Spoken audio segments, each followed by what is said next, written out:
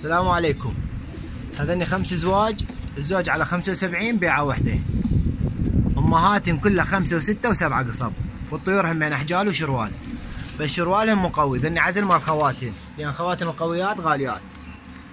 ماشي عيني. الطيور ماخذه لقاح ديدان ومتعالجه علاج وقائي سالمونيلا وبرامكسو وقصد الهيرمكس وكلاميديا والاي بي، متعالجه علاج كامل. دريد اطبقهم بس ما عندي خانات، ومحتاج هذا القفص عندي زواجل دريد اخرجهن.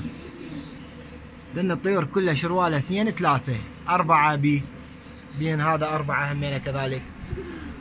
الوانهن درجه اولى، 6 مخاليف و4 كبار. يعني زقهن نحكي بيه على الضمان، زقهن احلى من عدن بهواي، لان امهاتهن قويه. اللي يريد يشوف امهاتهن صورهن موجودات.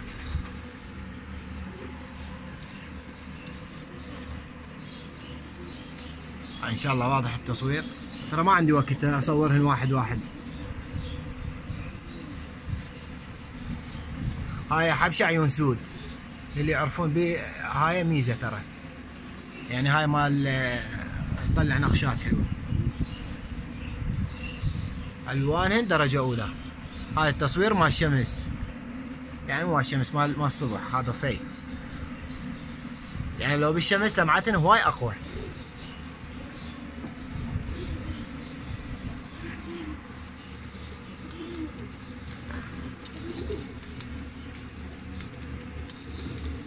ماشي عيني.